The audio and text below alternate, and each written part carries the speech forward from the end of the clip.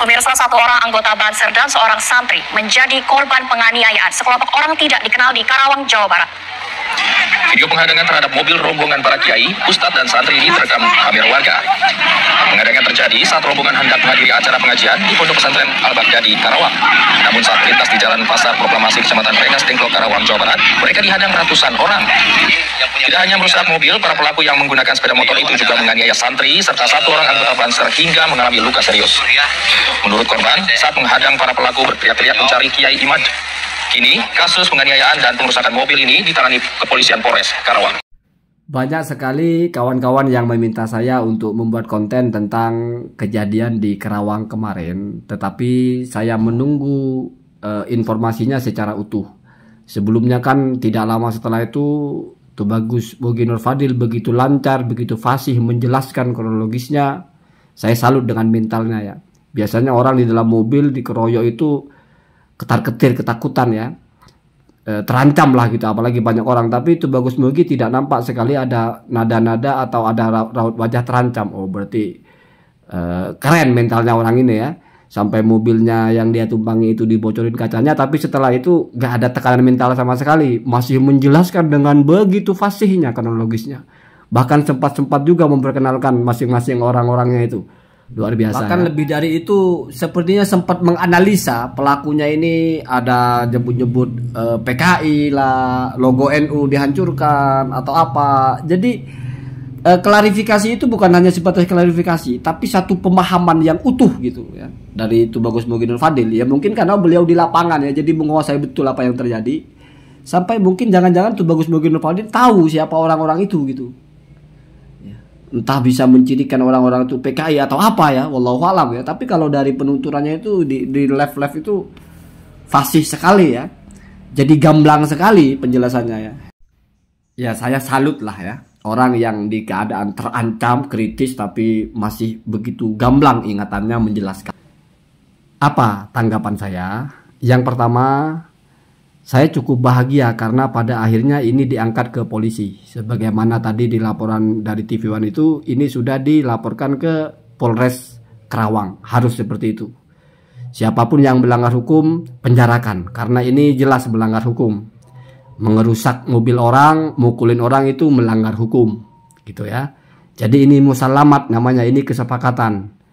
Tidak penting kamu di pihak siapa, tapi ini mengikat siapapun. Itu yang pertama. Jadi saya dukung terus usut. Jangan sampai lepas. Karena kalau lepas nanti ada pihak yang merasa tidak didukung oleh hukum atau merasa didiskriminasikan oleh hukum. Itu akan memicu kekecewaan ya. Di mana kekecewaan nanti akan memicu gerakan-gerakan yang lain. Jadi harus segera ditangkap. Kemudian yang kedua, kepada orang-orang yang mencintai Ba'alawi atau muhibbin, jangan mencemari Ba'alawi dengan cara seperti itu. Karena terkadang memang ada dukungan-dukungan dari orang-orang yang keliru cara mengekspresikan dukungannya itu merusak yang didukung. Ya kalau falsafahnya itu terkadang teman yang tidak pintar atau bodoh itu malah lebih buruk daripada lawan yang cerdik. Aduun jahilun ya, aduun alimun atau zakiyun khairun min sohibin jahilin. Jadi mendukung itu ada caranya, nggak begitu. Itu ya. Saya kira para habaib juga tidak akan mensupport orang-orang untuk memukulin, tidak akan mensupport orang-orang untuk membuat kerusuhan. Ya kalau ada habib yang begitu, ya itu habib yang tidak beres, tidak perlu diikuti. Kalau mau memicu huru hara itu ngapain? Ini bangsa yang damai kok mau huru hara. Ngapain harus membela nasab dengan cara seperti itu? Mau memasang tameng rakyat sebagai pembela nasab? Saya kira nggak ada habib yang berpikir senaif itu. Ya wallahu alam, kalaupun ada saya tidak tahu juga orangnya. Ya. Kemudian kepada Tubagus Bogi Nur Fadil dan kawan-kawannya, ya teruskan ya, lanjutkan kalau itu merasa sebagai perjuangan. Ya. Dianggap ini adalah memperjuangkan, ya silahkan. Kita tidak bisa memaksa orang untuk merubah anggapannya, tidak bisa memaksa dan tidak berhak juga memaksa orang untuk merubah keyakinannya. Tetapi kalau saya pribadi memandang polemik nasab ini adalah polemik ilmiah. Artinya gugatannya itu mestinya ilmiah dan dibantah juga ilmiah, dan perbantahan itu tidak perlu meluas ke masyarakat sampai menjadi fisik. Ini dialektika akademis. Dialognya itu di meja-meja akademik, di forum-forum akademik, bukan di pasar, bukan di panggung teriak-teriak, bukan. Bukan begitu sebetulnya caranya. Dari semua pihak juga. Ngapain kita teriak-teriak di panggung? Apalagi ngecam-ngecam orang. Ya, wujudkan perdebatan itu. Jangan menghindari, gitu loh. Kasihan orang-orang awam itu, kasihan. Yang nggak terlalu mengerti tapi tersulut emosi, sehingga nanti malah bisa dipenjara. Kan kasihan anak bininya kalau lakinya dipenjara. Hanya gara-gara tersulut oleh emosi narasi-narasi yang wallahualam benar atau salah, gitu ya. Jadi kita itu tidak bisa mengukur isi kepala orang, tidak bisa merubah isi kepala orang, tapi perdebatan itu akan ada, dan sejak dulu memang sudah ada, dan nggak mesti lalu harus ada kerusuhan, Pak. Ini cuma masalah nasab, ngapain rusuh? Cukup dibicarakan baik-baik saja, diperdebatkan saja, sepanas-panasnya paling gebrak-gebrak meja. Bukan mukul-mukul mobil gitu loh. Gitu, sebetulnya begitu ya. Semua pihak harus bertanggung jawab kalau ada kerusuhan gara-gara debat nasab. Makanya dikurangi itu, teriak-teriak di panggung itu dikurangi. Ya. Maksudnya teriak-teriak itu terlalu berlebihan lah ya.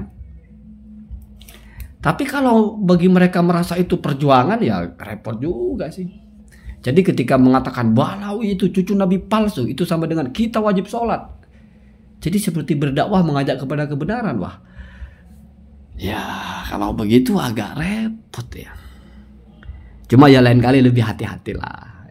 Lebih hati-hati itu maksudnya mungkin lebih waspada gitu, membaca peta dulu, menghindari dulu, berkoordinasi dengan pengamanan, dengan kepolisian atau dengan apa, sehingga tidak harus terjadi hal-hal seperti ini.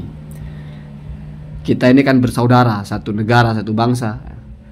Tidak perlu ada orang yang demi kepentingan pribadinya, demi kepentingan kelompoknya harus mengorbankan orang lain. Tidak boleh begitu ya.